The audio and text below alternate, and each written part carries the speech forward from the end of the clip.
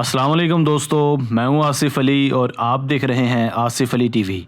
नाजरीन, ये 22 जनवरी 2019 का दिन था जब साउथ अफ्रीका के शहर डरबन में दूसरे वनडे इंटरनेशनल का खेल जारी था। मैच की दूसरी इनिंग में 37वें ओवर के दौरान पाकिस्तान क्रिकेट टीम के तीनों फॉर्मेट्स के कप्तान मोहम्मद सरफराज उर्फ सैफी से एक संगीन तरीन गलती सरजद हो गई। इन्होंने दौरान मैच शदीद मायूसी के आलम में मुखालिफ टीम के स्याह फार्म प्लेयर अंडाइल फैलकवाले पर मुबैना तौर पर नस्ल प्रस्ताना जुमला कसा। इन्होंने ऑन फील्ड जनूबी अफ्रीकी प्लेयर को दानिस्ता तौर पर ऐसे नाकाबिले कबूल अलकाबात से नवाजा जिस पर इनका कैरियर शदीद खतरे में पड़ चुका है, जिस वजह से आईसीसी पाकिस्तानी स्किपर के खिलाफ नोटिस ले चुकी है और अब कप्तान की गर्दन पर पाबंदी की तलवार लटक रही है। हम वीडियो को मजीद आगे बढ़ाएं, इससे पहले जरा आप भी मुलाहजा कीजिए कि कप्तान ने ऐसा क्या कहा था।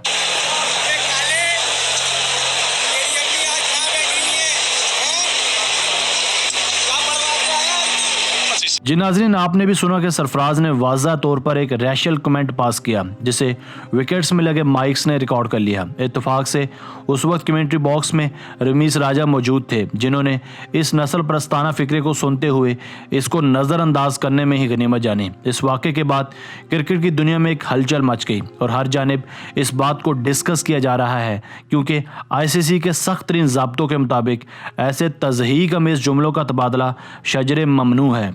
ऐसे वाक़यात पर आईसीसी पहले भी एक्शन लेती रही है और अब जबकि इस बात का वाज़ेह सबूत भी मौजूद है तो देखना अब यह है कि ऊँट अब किस करवट बैठता है। एक तरफ तो कप्तान सरफराज अपने किए पर शर्मिंदा हैं और खुलेआम माफ़ी भी मांग चुके हैं, जबकि दूसरी जानिब माहिरीन क्रिकेट के मुताबिक सरफराज को महदूद मुद्दत या फिर ताहयात पाबंदी का सामना भी करना पड़ सकता है। नाजरीन, इससे पहले भी क्रिकेट में तज़हीक अमेज़ जुमलों पर आईसीसी का मौक़िफ़ सख्त से सख्त रहा है। जब एक टेस्ट मैच के दौरान डीन जोन्स ने हाशिम आमला के कैच पकड़ने पर एक मगरू जुमला इस्तेमाल किया था जिसमें उन्होंने हाशिम आमला के बारे में कहा था, a terrorist has taken another catch, यानी दहशतगर्द ने एक और कैच थाम लिया है। जिसके बाद डीन जोन्स को उसी दिन कमेंट्री पैनल से फारिग कर दिया गया था और मुल्क बदरी के अहकामात भी जारी कर दिए गए थे।